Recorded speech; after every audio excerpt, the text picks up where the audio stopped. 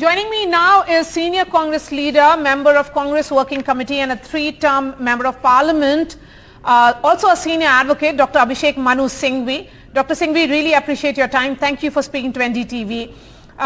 Thank you. You have coined a rather interesting phrase, insurance arrest. But one would say that that is the case in several cases. CBI and ED investigations often happen parallelly. You're absolutely right. Just because something happens several times doesn't make it right. Consider 4 dates and 4 facts. Judge for yourself, don't have to be a lawyer, don't have to be any political party. The CBI, the liquor scam so-called, starts by documents registered officially in mid-2022. Kejriwal is interrogated for 9 hours by the CBI in mid-2023, 1 year later. Kejriwal is arrested by ED in March 2024 after the elections are announced. And while he's in arrest, he's arrested 2 years after the scam and 1 year after CBI interrogation by the CBI in June 2024. Case is the same. CBI is the main offense, what we call the predicate offense. Facts are similar. Context is similar. Please answer, what is the necessity to arrest? What is the need to arrest?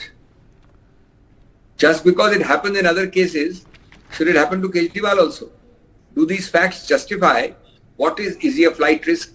In this case, there is no special provision of bail. It's a normal law. Is he running away? Is his passport with him? Is he interfering with witnesses? 10,000 documents have been examined. Witnesses are there. What is it that you need to arrest him in June? This is nothing but malafides writ large. It is politics writ large. This doesn't arise in every case. There are separate offences. The cases you are talking about, Maya, are cases, for example, where I have done a serious frauds case of offence and also a CBI offence. Qualitatively different. But money laundering is a totally consequential offence. You do a basic murder, the money flow must come out of that murder. You do a basic kidnapping, the money flow must come out of that kidnapping. So they are intrinsically intertwined offences. One called predicate, one called, if I may coin that phrase, a consequential offence. Okay. But how do you arrest a man when he's already in custody? For what need? Okay. Now that the Supreme Court, Dr. Singhvi, has referred the question that you had asked, that is need or necessity of arrest, to a larger bench, does it mean that the entire PMLA will be undergoing review?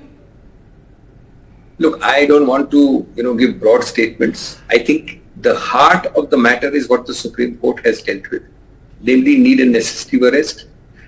I think prima facie they found very strong strength in our arguments in that. They have a lovely sentence there in the judgment that mere interrogation cannot be need and necessity for arrest. They have referred it, but meanwhile rightly thought it fit that while a matter is under consideration, the man must be released and must be free. There is a weight to Article 21, right to life. Now, having said all this, I don't know which way to be decided, but it's very clear from these facts there can never be a necessity to arrest the CBI offence. After 2 years, and remember, in mid-23, when he went to CBI and spent 9 hours, he has never been called for interrogation after that. That is why, is it not an insurance arrest?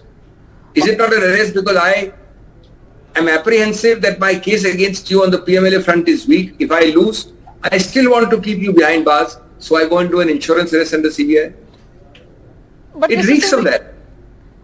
Yes, but your client will continue to be in jail despite that relief that is coming from the Supreme Court. The news has just come in that Rouse Avenue Court has extended judicial custody of Mr.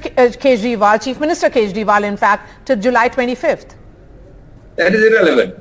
The CBI case is going on. I'm very confident we have a very strong case. In fact, we have a stronger case in the CBI case because there is no flight risk, nothing.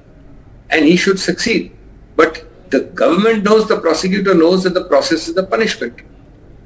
So they are delaying it. They do an insurance arrest. Then I start a ladder from the bottom. Then I go to the High Court. Then I go to the Supreme Court.